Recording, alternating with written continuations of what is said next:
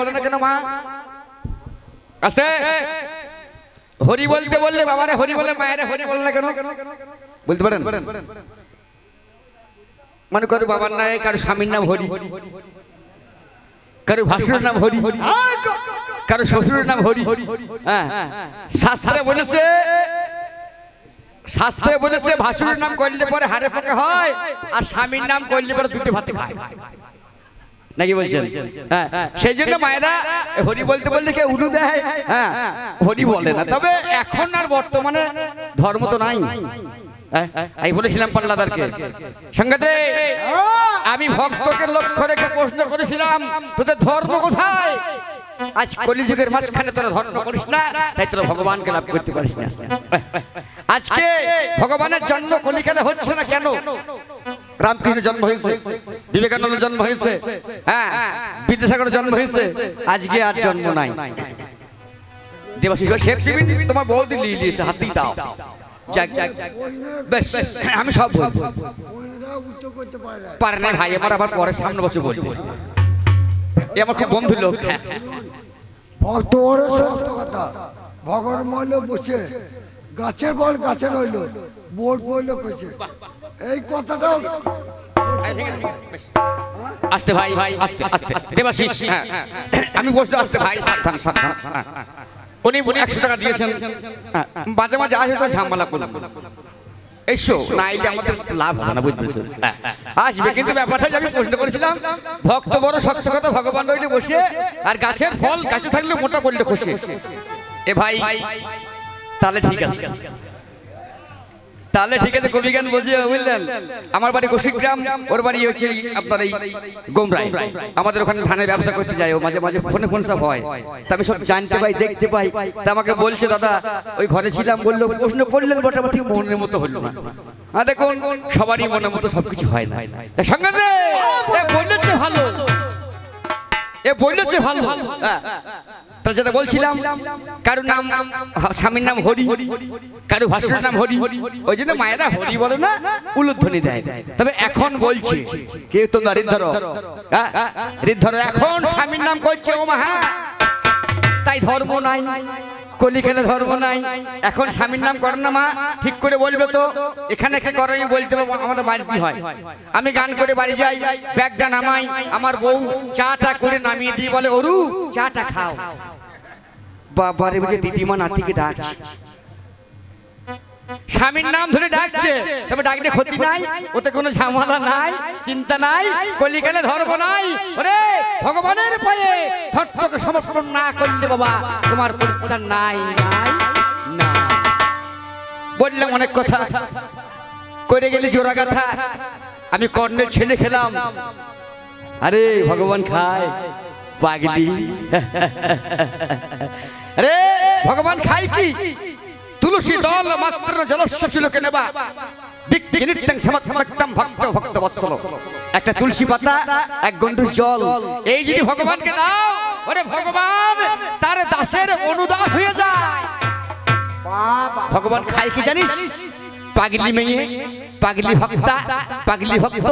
ওরে ভগবান খায় জীবের অহংকার, আমার বাড়ি, আমার গাড়ি, আমার জমি, আমার জায়গা, আমার দোতলা, আমার 4 চাকা, আমার সুন্দরী নারী।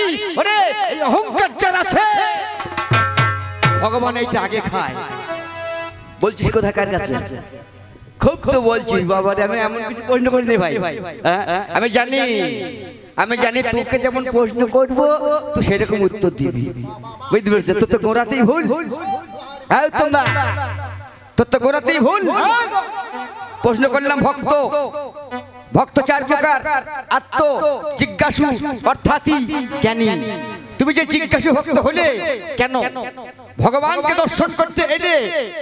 কারো যদি কেউ মেয়ের বাড়ি যায়, জামাইয়ের বাড়ি যায়, নাতির বাড়ি যায়, 10 টাকার মিষ্টি কেনে, আমার মতো যারা গরিব মানুষ তারা দুটো বেগুন চাল কুমড়ো গাছে ধরে সেগুলো নিয়ে যায়। তুই যে ভগবানকে দেখতে এলি, ভগবানের জন্য কি নিয়ে এলি একটু ব্যাখ্যা কর। কর্ণ একদিন ভগবান গেল, ভাই মাথাটা খাইয়েছে টক কইরে, এ বললে যায় পণ্ডিত রে।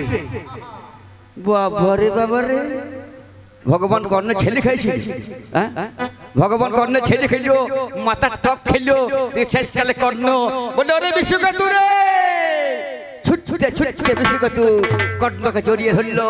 ওরে সেদিন ভগবান বললো ওরে কর্ণ তোর মায়া মুক্তি এখনো হয় নাই, তাই তোর দ্বারা ভগবান লাভ হবে না, হবে না, হতে পারে।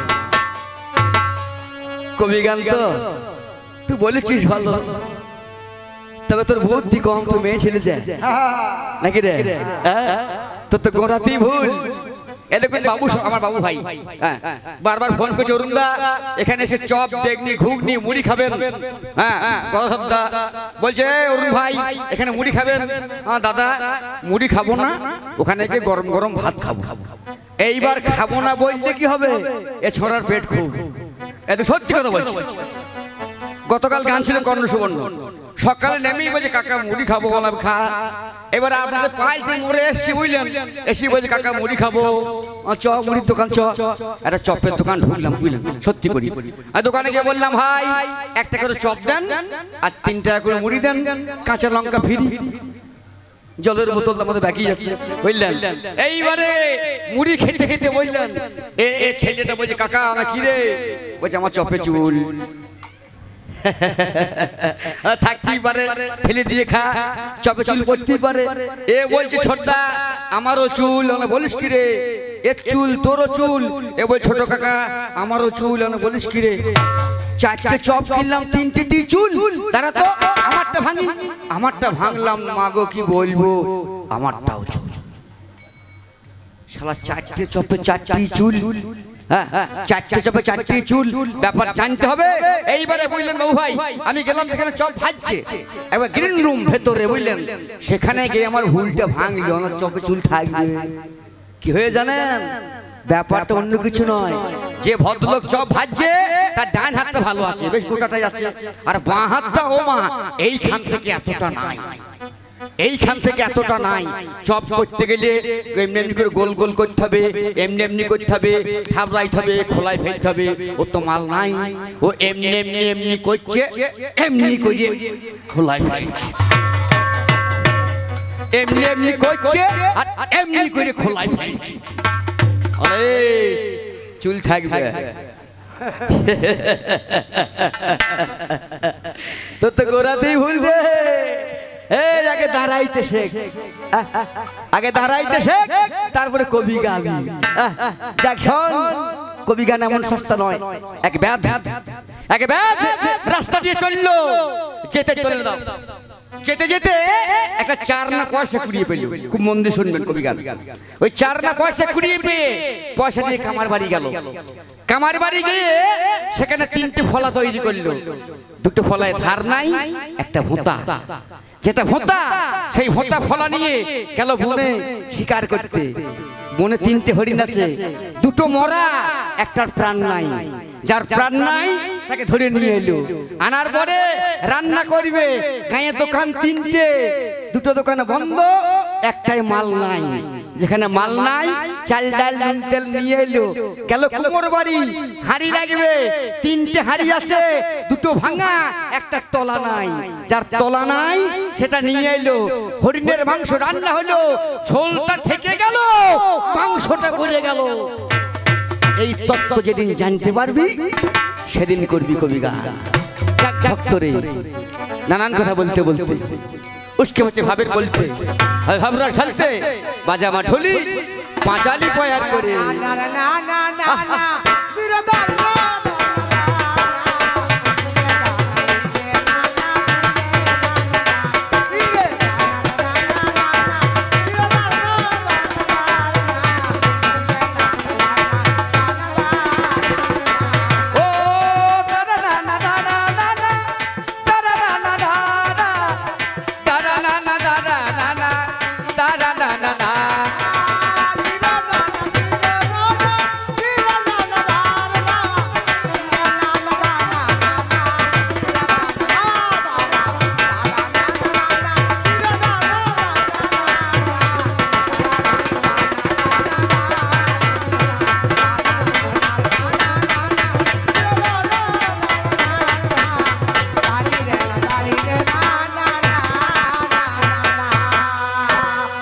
লোক কটার জেগেছে নাকি বলছেন? এতগুলো লোকগুলো ঘুমাচ্ছিল সব। আরে তুই কবি গাইছিস না কীর্তন গাইছিস না ভাদু গাইছিস, লোককে বই দিবাইছিস নাকি রে? যাই তোকে ছোট করবো না, হ্যাঁ যার যেমন জানা সে তেমন করবি আলোচনা। তবে তুই এখন ভক্ত তো, এখন অনেক কাঁচা আছিস রে ভক্ত, আস্তে আস্তে পাকবি। ওরে যেদিন পাকবি সেদিন মনে রাখিস ভগবানকে, কারণ ভগবান ছাড়া জগতের মাঝে আর কিছু নাই। তাই শোন, ওরে হলো না রে, বেশ বেশ বেশ, ওরে হলো না রে আমার মনের মতো, কই হলো না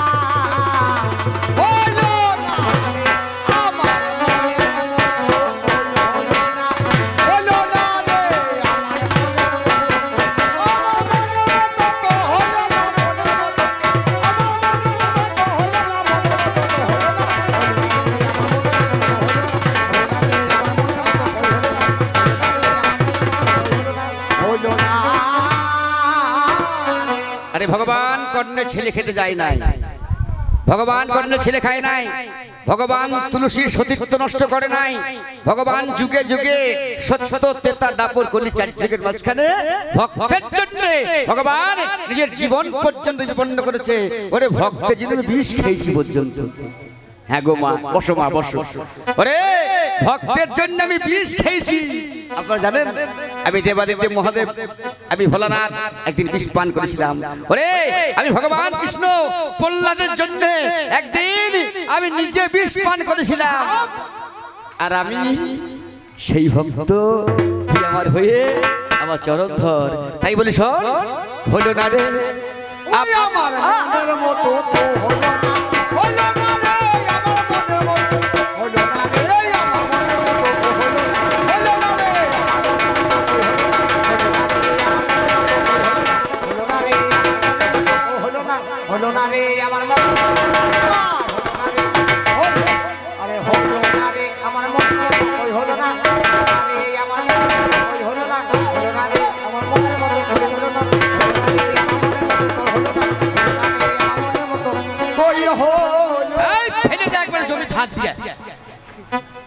নদী পার করে দিয়ে ওরে আমি মাঝে নদীতে ডুবে মরিলাম। শরীর দাঁড়িয়ে হয় দেখাই আমি হাতে বানিয়ে কুলিপে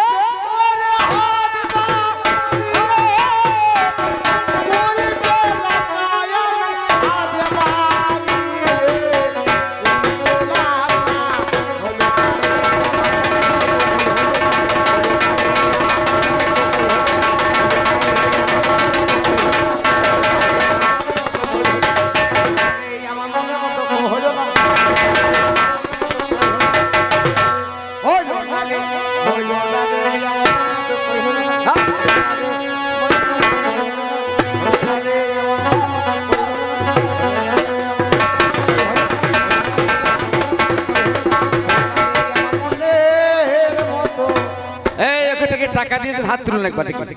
কে কে টাকা দিয়েছেন? 10 টাকা 10 টাকা অনেক দিয়ে না, আস্তে 10 টাকা 10 টাকা অনেক দিয়েছে না, বলে আস্তে আস্তে ঠিক আছে, ও ঠিক করবে, তুমি তোমার কাজ করো। তুমি শোনো, অনেকেই হ্যাঁ গো দাদা দেখলাম কে বই 10 টাকা 10 টাকা 10 টাকা 40 50 টাকা দিয়েছে, কি জন্য দিলেন টাকাটা? হ্যাঁ গো কি জন্য টাকা দিলেন? চলে গেল টাকাটা তো, হ্যাঁ হ্যাঁ গো একে টাকা দেওয়া মানে চলে দেওয়া। এ মেয়ে ছেলে ভক্ত, কি বলছেন? যদি বেড়া ছেলে ভক্ত হতো তাহলে কাজে লাগাইতো নাকি বলছেন? এ মেয়ে ছেলে ভক্ত, এ টাকাটা দিলেন বটে, টাকাটা কাজে লাগবে না। মেয়ে ছেলে বুদ্ধি কম, কি গো এর ধর্ম নাই আছে? আজ মেয়ে ছেলে বলি বলছি, অন্য করে বলতাম না। হ্যাঁ ওরে ব্যাঙে যদি মারে লাথি, হাওড়ার ব্রিজের কি বা ক্ষতি?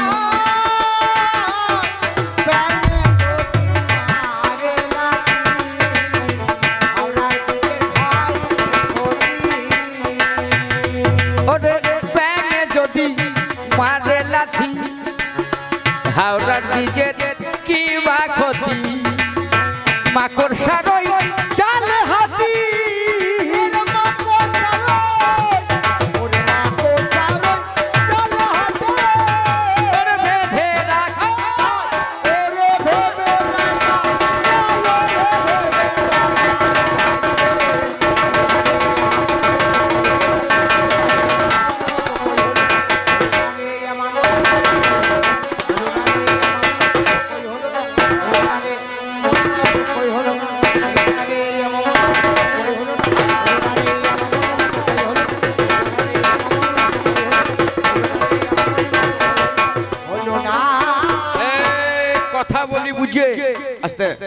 কথার নাই লতা পাতা ভেঙে দই সুরি খায় মা আই বুড়ো থেকে লাইট ম্যান ছিল লাইটটা বাইরে দিলে ভালো মানুষের মুখে সামনে করে দেখতে পাচ্ছি হ্যাঁ বাইরে দিলে ভালো বেশ ঠিক আছে আর কতক্ষণ হবে হ্যাঁ তাহলে হলো কিনা বাবা কথা বুঝে বলতে হবে কি বলছেন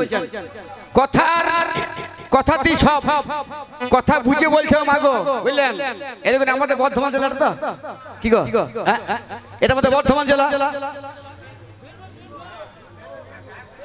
এটা বীরভূম জেলা আচ্ছা আমি থাকি বর্ধমান জেলায় এই ছেলেটা বাজাচ্ছে এর বাড়ি মুর্শিদাবাদ হ্যাঁ আর আবার এই দোয়ারি করছি নদিয়া বাড়ি বুঝলেন তাহলে আমাদের বর্ধমানে ওই যারা সেলাই করে ও মা আমাদের বর্ধমান লোক সেলাই করে শুদ্ধ আমরা শুদ্ধ বলি শুদ্ধ নিয়ে আয় রে হ্যাঁ আর এই মুর্শিদাবাদের লোক বলে শুদ্ধে বল না শুদ্ধে যেমন যারা মুর্শিদাবাদ বুঝবে শুদ্ধে বলে শুদ্ধে আর এই নদিয়ার লোকেরা বলে সুতা বুঝলে শুদ্ধ ভাষা সুতা এইবারে এক মুর্শিদাবাদের লোক সকাল বেলায় সাইকেলের পেছনে এক কাঠ সুতো বুঝলেন জড়িয়ে নিয়ে এসে এই আপনাদের গায়ে চলিয়েছে এই শ্রীকৃষ্ণপুরে বুঝলেন সকালে এসে বলছে শুতে নেবে গো সঞ্জু শুতে নেবে গো শুতে আর এক বুড়ি ঝাঁট দিছিল ওই ঝাঁটটা নিয়ে বুঝলেন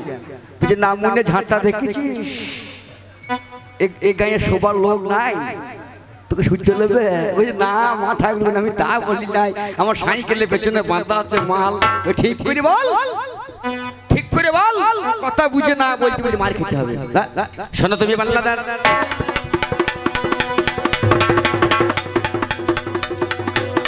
আমি তোমারে জানাই আমি হলাম ভগবান এই দুনিয়ায় আমি ভগবান যুগে যুগে সত্য যুগে তুমি বলে গেলে তখন নামে তারে নারায়ণ বলবো কথা খুলে বলে নামে তারে নারায়ণ ওরে কি কাণ্ড করিল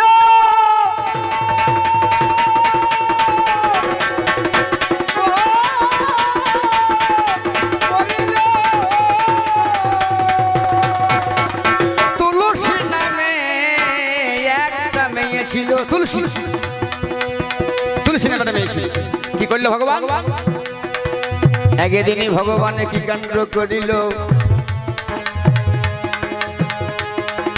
তুলসীর ঘরে আমার হাজির হয়ে গেল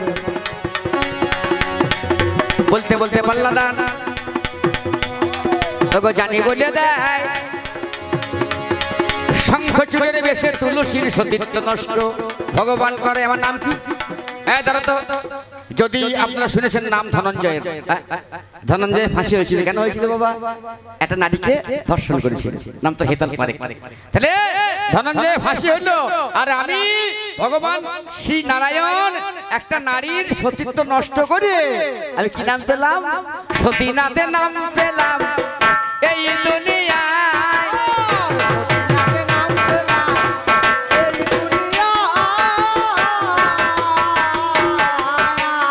আমি সবার স্বামী গোলক স্বামী শোনো না হে থাই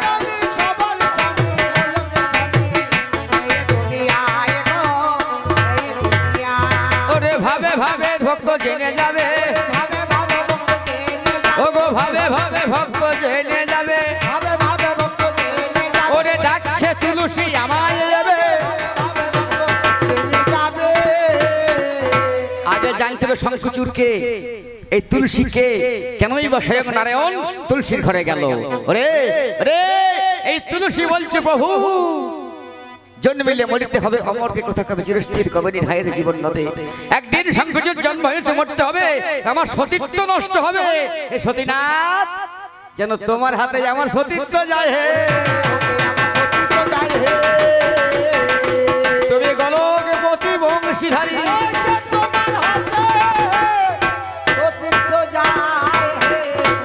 একদিনের কথা যদি আমি বলি বাদে যাই, ওরে শোনো শোনো ওকে ভক্ত, তোমার জ্ঞান কান্ত নাই।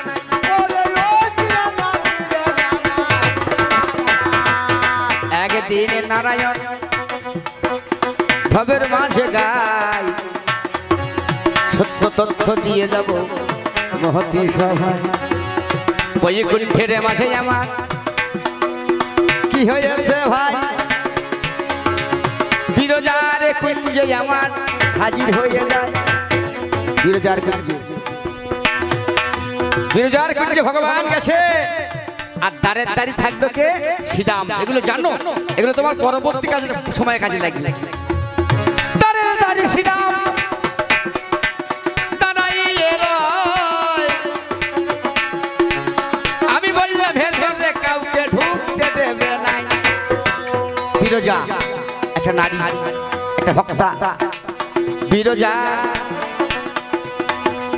দাঁড়াইয়ে রয়, এই ভগবান কুঞ্জের মাঝে হাজির হয়ে যায়।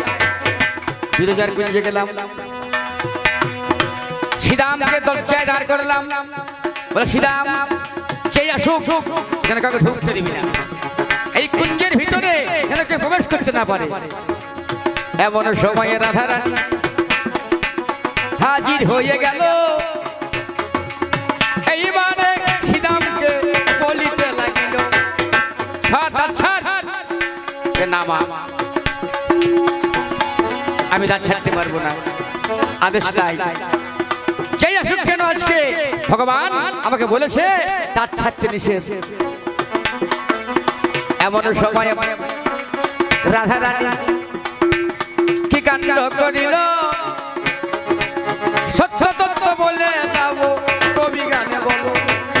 রাধা বলল শোন, দরজা ছাড়। ছাড়বো না, ওকে ঠেলে ফেলে দিল। কাকে? শ্রীরামকে। শ্রীরাম বলল মা, ঠেলে ফেলে দিল। এইবারে রাধা রানী অভিশাপ দিল, কি বললো? দৈত্যকুলে জন্ম নিবি, দৈত্যকুলে জন্ম নিবি। বলছে মা, আমার তো কোনো দোষ নাই, আমায় তুমি অকারণ অভিশাপ দিলে। হ্যাঁ, আমি যদি ভক্ত হই, শোনো মা জননী, তোমায় অভিশাপে দেব আমি জানি গো এখনই। আমি যদি অসুর কুলে জন্ম নিয়ে যাই, আমার সঙ্গে যেতে হবে তোমাকেও নিশ্চয়। সেই কারণে তুলসীর জন্ম হয়ে গেল, শঙ্খ চূড়ার তুলসী যে হাজির হয়ে গেল। ওরে মা বেটাতে সেইখানে হাজির হয়ে যায়। ওরে একজন শঙ্খ চূড় আবার একজন তুলসী হয়। ওরে মা বেটাতে কেমন করে মিলন করা যাবে? ওরে তাই তো আমায় ডাকে দিয়েছে রাধা রানী যাবে। ওরে ওরে আমার আল্লাহর তোমার জানা নাই। ওরে সেই কারণে ভগবান আমার সেইখানে যায়। তাই শঙ্খ চূড়ের বেশে ধরে আমার সেইখানে গেল। ওরে ওরে আমার আল্লাহদার তুমি শুনে চলো। ওরে তাই বলি আল্লাহদার ভেবে দেখো মনে। ওরে সেই কারণে সতীত্ব হরণ বলবো কবি। তুই মন দিয়ে শুনে যা।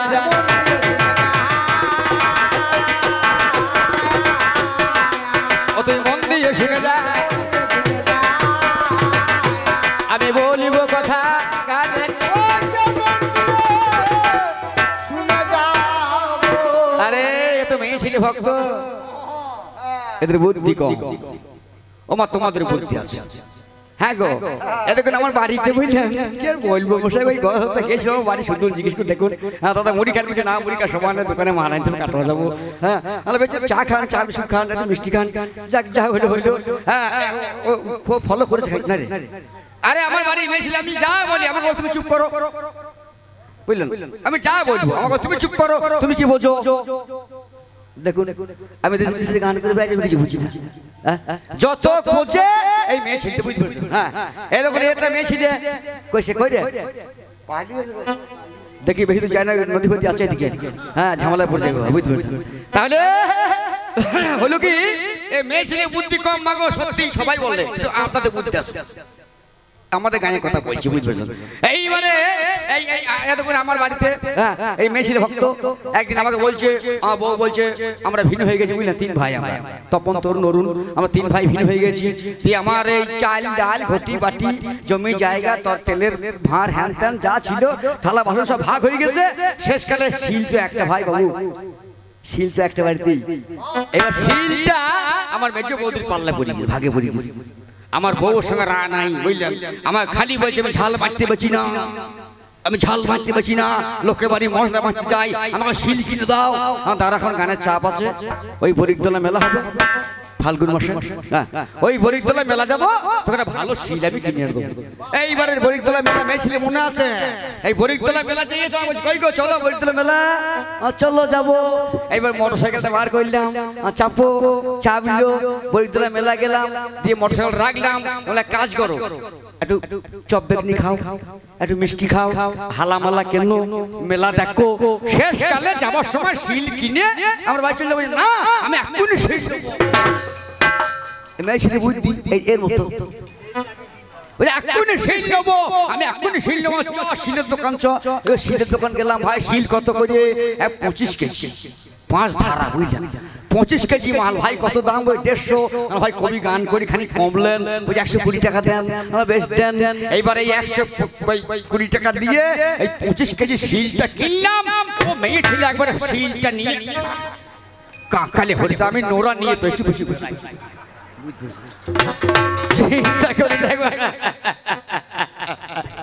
আমি নোরা নিয়ে পেছু পেছু বেড়াইছি। এবার শিল নিয়ে বলছি চলো চপ খাবো।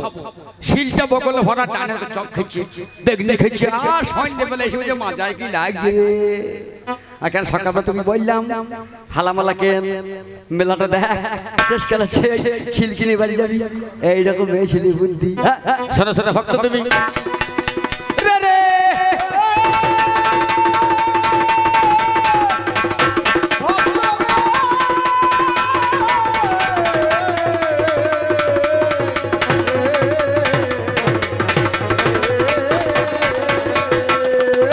তোমার আশ্রয় নাই, ভগবানকে আশ্রয় করলে তার মরণ নাই। আশ্রয় করো, আশ্রয় করিয়া ভজ তারে কৃষ্ণ নাহি তেজে, আরে সবে মরে কারণ।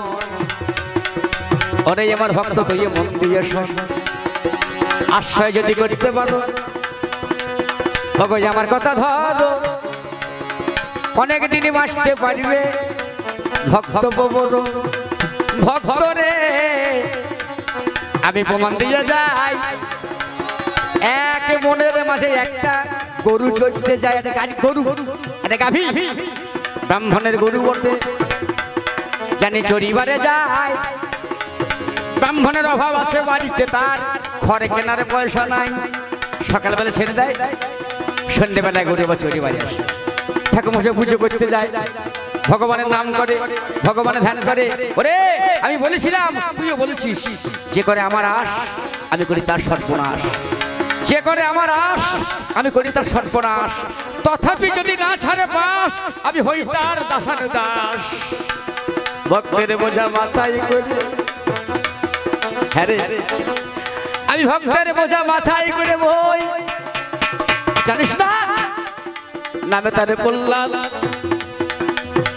তার বাবা হিরণ্যকশিপু ছিল, কত বড় অধার্মিক ভক্ত সেজন ছিল, সাপের মুখে ফেলে দিল।